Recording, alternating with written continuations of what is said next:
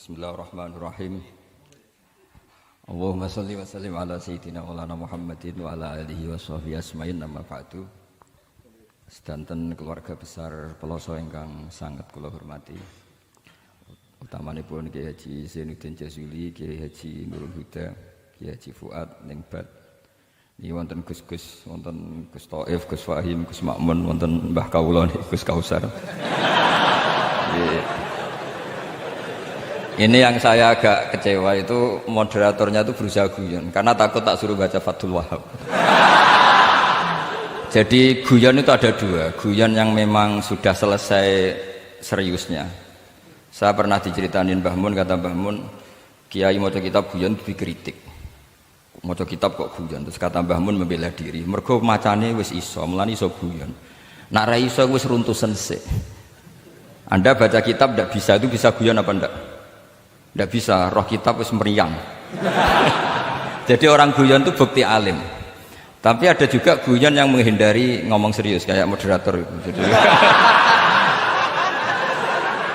Jadi ini masalah ya. Terus kecewa saya kedua, saya itu ngira Santri Proso itu katanya terkenal khusuk-khusuk, adabnya bagus. Ternyata ada percontohan yang enggak bagus. Di depan para gus-gusnya guyon. Jadi ini kekecewaan saya yang kedua. Nanti saya lebih kecewa lagi, ternyata yang khataman Fathul Wahhab itu tidak paham Fathul Wahhab. Itu lebih kecewa, tak bawa sampai mati itu nanti. Itu kecewa itu tak.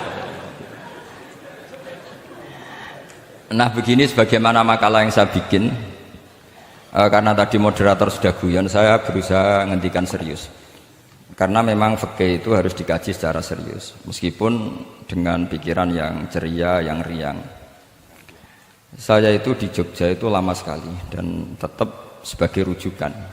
Karena saya spesialis sering ngendikan fikih. Saya dulu musyawarah ya seperti urutan di Peloso, mulai takrib, mu'in, tapi di sana langsung mahalli. Karena Fathul Wahhab gak diajarkan di sawir, di musyawarah.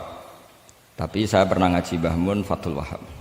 Dan beliau sering berpesan, nak kanggo masyarakat ojo wahab repot, nganggo mahalli saja. Mahalli itu kan Surahibin itu yang mensarai minhajud thalibin. Ini bukti bahwa saya ini alim betul, bukan guyon dari tidak alim betul. Jadi ini bedanya saya dengan moderator. Nanti kalau nggak percaya diuji di sini di depan.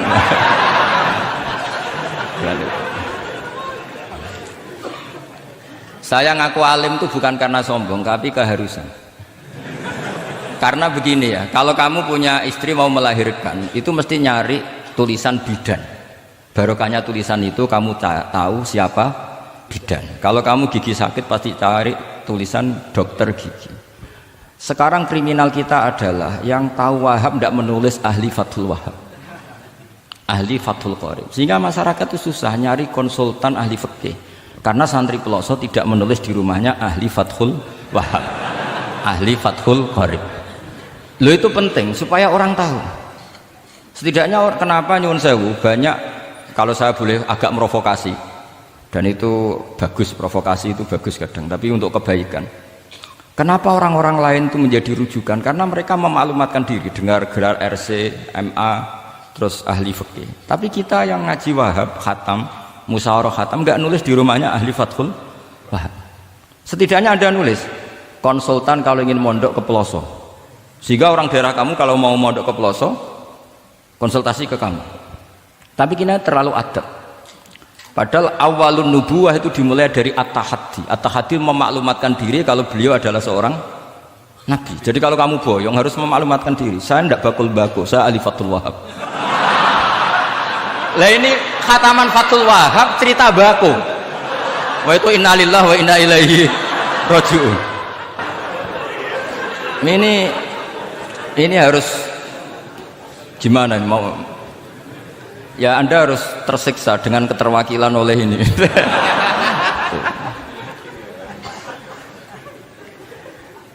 Saya ini baca kitab banyak sekali, termasuk kitab Ithaf. Ketika beliau mensarai Ihya itu cerita kitab yang saya baca fil fikhi itu dihitung mulai mazhab Syafi'i sampai Hanafi semuanya. Saya baca kitab tasawuf ini jadi memaklumatkan diri. Awal dari nubuah itu memaklumatkan diri. Sehingga orang gampang nyari. Kalau orang bisa nyari bidan, nyari dokter gigi karena tulisan. Kenapa orang kesulitan nyari ahli Fathul Qarib? Kalau kamu ahli konflik tulis saja, konsultan spesial cerai karena pengalaman pernah cerai, tulis saja. Kalau ahli jomblo tulis saja, ahli perjodohan. Supaya orang tahu keahlian kamu di mana. Saya di Jogja memaklumatkan diri, saya bisa baca Wahab, saya bisa baca Bukhari, saya bisa. Bukan dalam konteks sombong, karena kebutuhan umat yang ingin tatap bu'u asari Rasulullah, mencari-cari asari Rasulullah itu terpenuhi. Itu dengan ngaji orang yang ahli. Tunjukkan kalau baca kamu benar dan sebagai solusi umat. Umat ini punya problem banyak.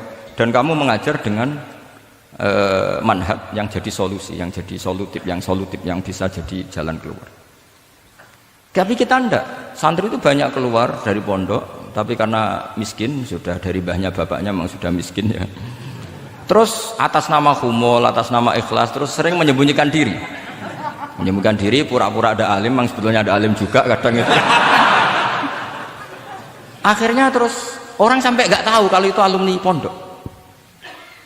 Tapi ketika ada orang konsultasi sama pihak lain, mereka tersinggung karena kok nggak ke dia? Mau ke dia gimana? Nggak ada tulisannya, nggak ada potongannya. Malah tadi cerita mbakku segala itu kan apa ya? Nah, saya ingin kembali lagi. Saya punya teks hadis yang riwayatnya seperti ini.